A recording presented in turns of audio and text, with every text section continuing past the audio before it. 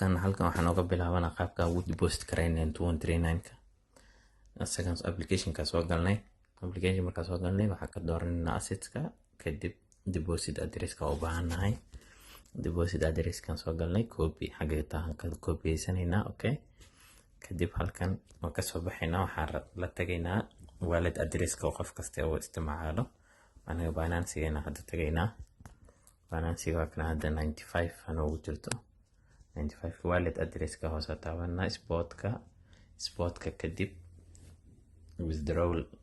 falaaraha aan u sameeyay qof walba inuu raaco qaybtan USDT ga lacagta inoo taalo send via crypto network kadib addresska copy soo dhaana meesha ugu horeysa ku paste karaynayna marka labaad network oo TRC20 ah marka saddexaad amountiga marka u dambeysa withdraw confirm kadib koodka baaskeyga oo kugu xiran yahay Binance-ga koodkaada gelinaysa oo telefoonkaaga ku xiran hadii uu suul kugu xiran yahay hadii face kugu xiran yahay hadii number kugu xiran yahay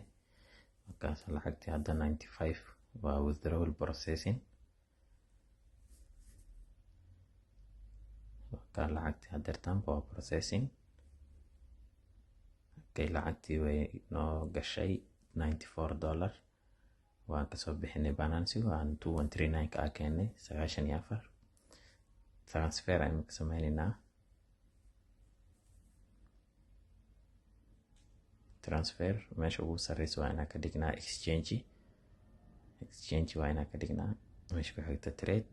meesha ku xigta saddexda currency-ga waa USDT xagga hoose amountiga oo intii noogu jirto rabnaa inaan soo wareejino kadibna confirm okay meesha ugu dambeyso waa wuxuu ku sheegaa 110 inuu ka jarana hadii aadan ku shaqeynin inta aad ku shubatid oo shay nacaawo qaabka deposit-ka intaas inagu egtahay